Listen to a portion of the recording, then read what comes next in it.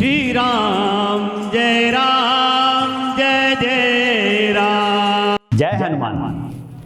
जागो हनुमान के 16वें भाग में आप सभी का स्वागत है। धरि लघु रूप गयो हनुमंता, आने भवन समेत तुरंता।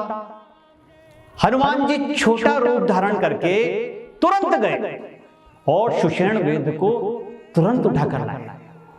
युद्ध के दौरान जब रावण के पुत्र मेघनाथ ने लक्ष्मण जी के ऊपर वीर घातनी शक्ति चलाई तो लक्ष्मण जी मूर्छित हो गए। तो लंका में रहने वाले सुषेण वेद को हनुमान जी तुरंत ही उठाकर लाए। यहां हनुमान जी हमें अपनों की चिंता के साथ साथ टाइम मैनेजमेंट भी सिखा रहे हैं। भले ही हम दिन भर के कार्यों की टू डू लिस्ट बना लें, लेकिन टाइम मैनेजमेंट के लिए यह अत्यधिक आवश्यक होता है कि हमें सबसे पहला कौन सा कार्य करना चाहिए। बाबा तुलसीदास जी ने यहां तुरंत शब्द का प्रयोग किया है, यानी कि जब बात परिवार के स्वास्थ्य की हो तो उस कार्य को तुरंत कर लेना चाहिए, बाकी सब काम बाद में। आप किसी भी कंपनी या सरकार में कितने ही महत्वपूर्ण पद पर क्यों न हो, लेकिन आप यह सारा दायित्व आखिर अपने परिवार की वजह से ही तो बखूबी निभा रहे हैं। इसलिए परिवार को अवश्य समय दें, उनकी आवश्यकताओं का ध्यान सबसे पहले रखें और जब बात उनके स्वास्थ्य की हो तो काम को तुरंत करें। राक्षस कपट बेशतः सोहा, मायापति दूत ही चह मोहा। सुषेण वैद्य हनुमान जी को पर्वत और औषधि का पता बताकर लाने के लिए कहते हैं। पवन पुत्र औषधि लेने जा रहे हैं, वहीं रास्ते में मूर्ख काल नेमी राक्षस ने अपनी माया से मायापति के दूत को मोहित करना चाहा। जैसे ही हनुमान जी उसकी माया को समझते हैं और सिर लंगूर लपेटी पछाड़ा, उसके सिर को पूंछ में बांधकर लपेट कर मार देते। सफलता की बड़ी खास बात ये होती है, जैसे ही हम इसके नजदीक पहुंचते हैं यह अपनी परीक्षा कड़ी कर देता है। बाबा तुलसीदास जी हमें बता रहे हैं कि हनुमान जी के जीवन में भी समस्याएं आती थी, वह भी परीक्षा के दौर से गुजरते थे, लेकिन वे कार्य के प्रति इतने समर्पित रहते थे कि उन परीक्षाओं में कोई न कोई हल निकाल ही लेते थे। हमारे साथ भी ऐसा होता है, जब हम कार्य सिद्धि के नजदीक होते हैं तो हमें भी साधु के वेश में राक्षस मिलते हैं और यही हमारी बल और बुद्धि की परीक्षा होती है, जिसे पार कर कर हम सिद्धि पा जाते हैं। देखा सेल न औषधि चीना, सहसा कपि उपारि गिर लीना। हनुमान जी औषधि लेने पर्वत तक पहुंच चुके हैं। उन्होंने पर्वत को देखा लेकिन औषधि नहीं पहचान पा रहे हैं। तब हनुमान जी ने एकदम से ही पर्वत को उखाड़ लिया। यहां हनुमान जी हमें निर्णय लेने की क्षमता सिखा रहे हैं।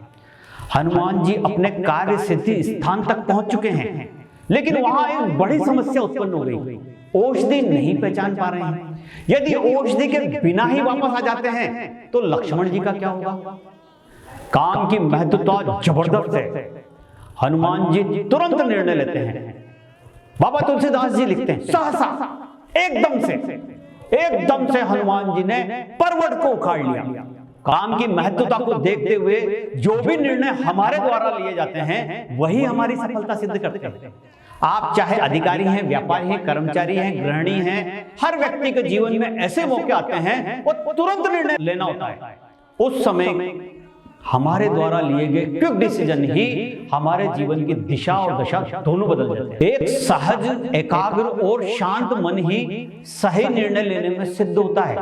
यहाँ ये बात सीखने की है कि हनुमान जी इतने महत्वपूर्ण कार्य के लिए गए थे, औषधि नहीं पहचान पा रहे थे, लेकिन उनका मन सहज, एकाग्र और शांत था, यानी कि काम का कोई तनाव नहीं था।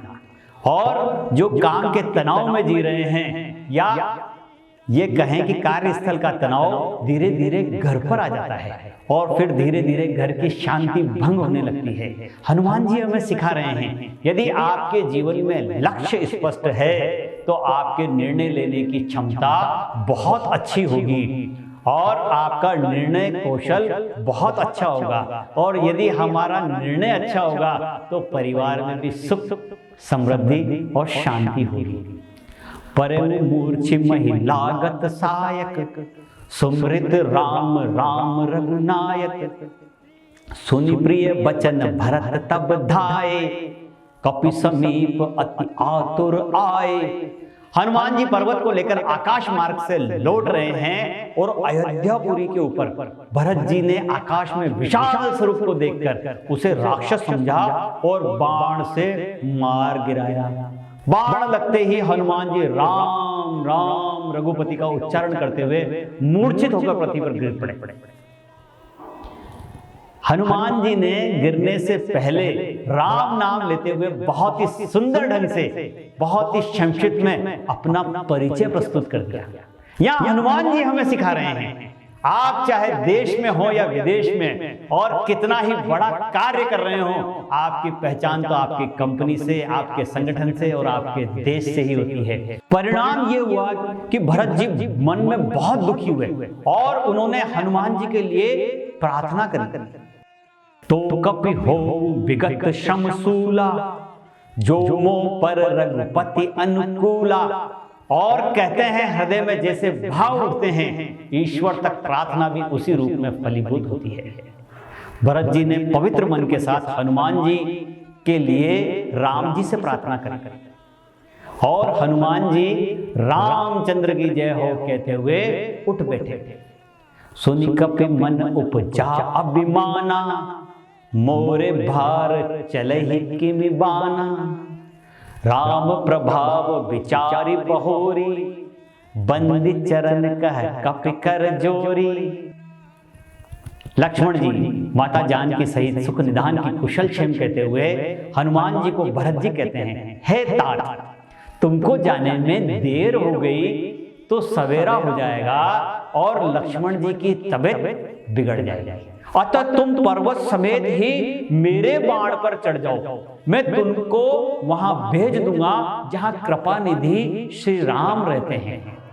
भरत जी की ये बात सुनकर एक बार तो हनुमान जी के मन में अभिमान उत्पन्न हुआ और हनुमान जी का ये अभिमान सिद्ध करता है कि उनमें और हम में कोई अंतर नहीं है, और जब उनमें और हम में कोई अंतर नहीं है तो जागो हनुमान की सार्थकता सिद्ध होती है।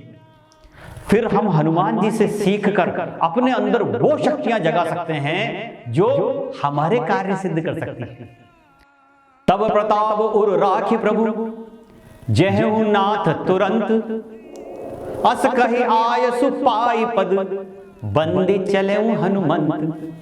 हनुमान जी के मन में अभिमान तो उत्पन्न हुआ, लेकिन श्री रामचंद्र जी के प्रभाव का विचार करके हनुमान जी भरत के चरणों की वंदना करके हाथ जोड़कर बोलते हैं, हे नाथ, हे प्रभु, मैं आपके प्रताप को हृदय में रखकर तुरंत चला जाऊंगा।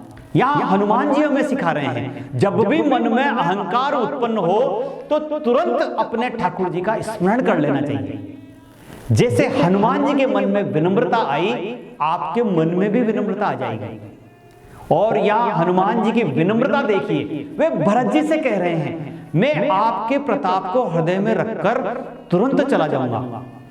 विनम्रता ही हमारी जीत को सुनिश्चित करती है। जागो हनुमान के 16वें भाग में इतना ही। मिलते हैं जागो हनुमान के 17वें भाग में। उदय भान सदा हरिचेरा, कीजे नाथ हृदय में डेरा। श्री राम